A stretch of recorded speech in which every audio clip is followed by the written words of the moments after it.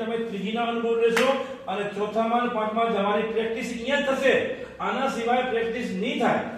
તમે એમ કહેશો કેમ નહીં થાય? હવે વાત કહી દઉં કે અહીંયા તમે આપણું આયુષ્ય સામાન્ય 100 વર્ષનું, બરોબર? તમે પૃથ્વી ઉપર 100 વર્ષ જીવ્યા. 100 વર્ષની અંદર તમે જે આ જીવનને અનુભવ્યું, આમાં અનુભવ્યું, હવે એમાં ચોથી ડેન્સિટીની ખબર નથી આપણે. વાત સાંભળી લીધું કે આમ ધ્યાન કરાય એટલે પ્રાણાયામ થાય, બાકી કઈ ખબર નથી. ઓકે, હવે કોઈ કૃપા થઈ ગયા ગમન કરીને તમે ચોથી ડેન્સિટીમાં કરી ગયા, મર્યા પછી ચોથી ડેન્સિટીમાં ગયા. હવે જે 100 વર્ષમાં તમારે જે અહીંયા શીખવાનું હતું ને, એ ચોથી ડેન્સિટીમાં શીખવા માટે તમારી પાસે 1 કરોડ વર્ષનો સમય છે. કેટલો? જે તમે 100 વર્ષમાં અહીંયા શીખવાના હતા એ ચીજોને શીખતી ત્યાં 1 કરોડ વર્ષ લાગશે.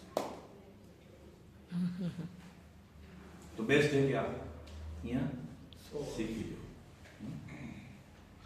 હવે પાંચમી ડેન્સિટી છે. પાંચમી ડેન્સિટીની અંદર તમારે જવું હોય અને જો ત્યાં જઈને શીખવું હોય તો એની ઉંમર છે 4 કરોડ વર્ષ. કેટલી? જે અહીંયા તમે શીખી શકો 100 વર્ષમાં યા 4 વખત જન્મો, 400 વર્ષ થયા, ઉંમર 4 કરોડ વર્ષ લાગશે.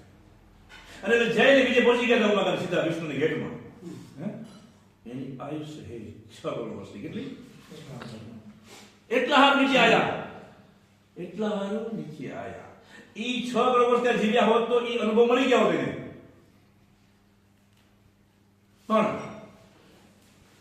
કેટલો સમય થાય. ઈ પ્રોસેસ જલ્દી પૂરી કરવા માટે આ એક પ્લેટફોર્મ છે. શું છે?